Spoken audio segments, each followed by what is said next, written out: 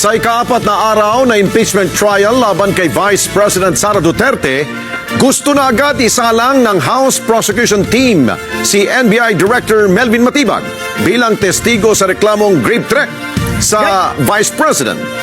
Gayunman, tinutulan ito ni Senator Judge Alan Peter Cayetano at giniit na hindi ang isang bureau head ang magdidikta ng schedule ng Senado. Pinalalahanan naman ng impeachment court sa prosekusyon na hindi kasama si Direktor Matibag sa listahan ng mga testigo para sa linggong ito. Kunin natin ang report ni Eden Santos. Hinarang ang tangkang pagsisingit ng testigo ng prosecution panel sa Day 4 ng impeachment trial kay Vice President Sara Duterte. I find it in bad taste that a bureau head will dictate to us that he's not available next week. Iyan ang dismayadong tugon ni Senator Judge Alan Peter Cayetano sa kahilingan ng prosecution panel na unahin ang testimonya ni NBI Director Melvin Matibag. Sinabi kasi ni House Prosecutor Lawrence Defensor na naimbitahan ang NBI ng Federal Bureau of Investigation para sa isang regional summit na gaganapin sa Thailand. Nais ng prosecution na bukas na sana humarap sa impeachment court si Matibag. The prosecution would like to request that the scheduled testimony of NBI Director Melvin Matibag be scheduled tomorrow after the testimony of our second witness, Attorney Jeremy A. Lotok. I was Secretary of Foreign Affairs. That's why you have undersecretaries. That's why you have deputy director. But even the prosecution, they have a way of timing and laying down the witnesses. So, I don't want later on to say na dapat natanong ko muna to sa unang witness, kaya lang si Director Matibag inuna dahil ganito, ganyan. Idiniin pa ni Cayetano na ito ay maaaring maging bad precedent. 21 of us are here, the whole government nakatutok, we put aside so many important things, and then one witness who is in the government, who is a bureau head, will tell us sorry, but because he has to be with the FBI, siya na yung mauna tomorrow. That might be a bad precedent, Mr. Presiding Officer. Pinaalala naman ng impeachment court sa prosecution na hindi kasama si Matibag sa listahan ng mga witness para sa linggong ito. I asked that question poignantly last week. If Matibag will be one of your witnesses for this week, and you said no. In fact, you corrected Attorney Ligutan when he mentioned Director Matibag as one of your witnesses, and instead gave me a list of Lotok, Zulaika Lopez, and Captain Bello.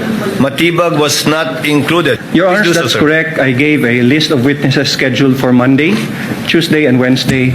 However, Your Honor, to add, I also added that since NBI Director Matibag has been requested for a subpoena to testify within the week, I also added in my statement that we will inform the Honorable Court which day we can present the Honorable Matibag, and I was expecting him to be presented on Wednesday after the testimony of Captain Belinda Bello, Your Honors. Tiniyak din ng korte na wala pang subpoena na inisyu kay Matibag. The situation is, given the one witness per day rule that we supposedly have under the rules of court, no subpoena has yet been issued to Director Matibag. Pinaalalahanan din ni Senator Judge Cayetano ang prosecution ukol sa rules na pinatutupad sa impeachment trial. So kung hindi siya pwedeng next week, that's day 7, 8, 9.